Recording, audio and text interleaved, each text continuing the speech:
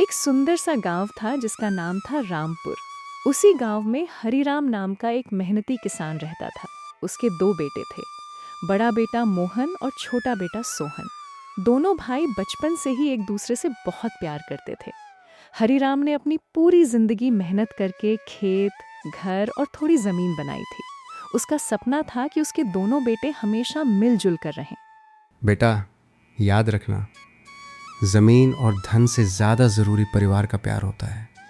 अगर तुम दोनों साथ रहोगे तो कोई मुश्किल तुम्हें हरा नहीं सकती। पिताजी, हम हमेशा साथ रहेंगे। हाँ पिताजी, हमारा प्यार कभी कम नहीं होगा। समय बीतता गया और हरिराम बूढ़े हो गए। एक दिन उन्होंने अपने दोनों बेटों को बुलाया। मेरे जाने के बाद इस घर को संभालना, कभी आपस में मत लड़ना। कुछ दिनों बाद हरिराम इस दुनिया को छोड़कर चले गए। पूरे घर में दुख छा गया। पिता के जाने के बाद दोनों भाई मिलकर खेती करने लगे। कुछ समय तक सब ठीक चलता रहा, लेकिन धीरे धीरे दोनों की पत्नियों के बीच छोटी छोटी बातों पर बहस होने लगी। हम ज्यादा मेहनत करते हैं, फिर भी हिस्सा बराबर क्यों हो?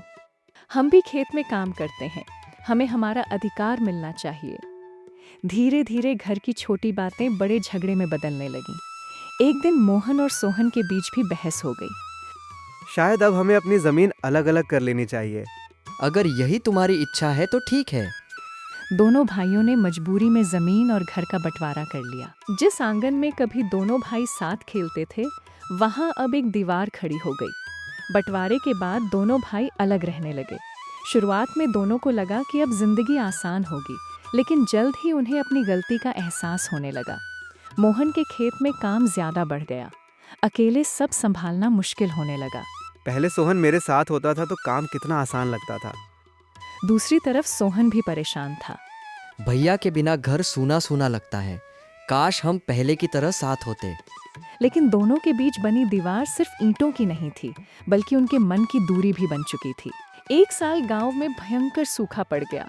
खेतों में फसल खराब होने लगी। दोनों भाइयों को भारी नुकसान हुआ। एक दिन मोहन बीमार पड़ गया और खेत का काम रुक गया। जब सोहन को ये बात पता चली तो उसका दिल पिघल गया।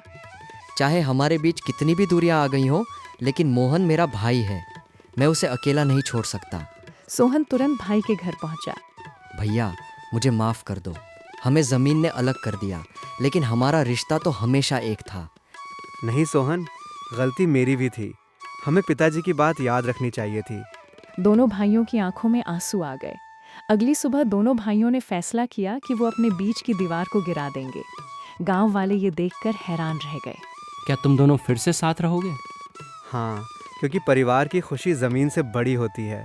जिस घर में भाई का प्यार नहीं, वो घर कितना भी बड़ा हो, अधूरा होता है। दोनों भाइयों ने फिर से मिलकर खेती शुरू कर दी।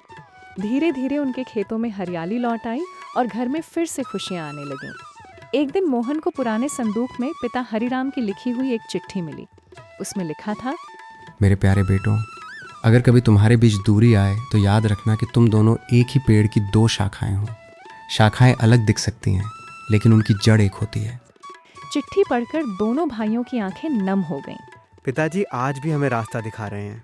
हम वादा करते हैं कि अब कभी अलग नहीं होंगे। मोहन और सोहन के बीच की दीवार टूट चुकी थी। दोनों भाई फिर से मिलकर खेती करने लगे थे।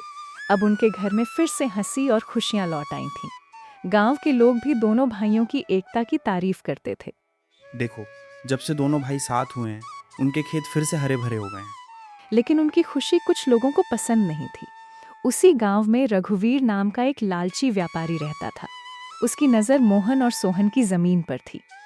अगर ये दोनों भाई अलग हो जाएं, तो इनकी जमीन आसानी से मेरे हाथ आ सकती है। मुझे इनके बीच फिर से झगड़ा करवाना होगा। रघुवीर ने एक चाल चली। उसने गांव में अफवाह फैलानी शुरू कर दी कि मोहन ज्यादा जमीन अपने नाम करवाना चाहता है। वो सोहन के पास गया।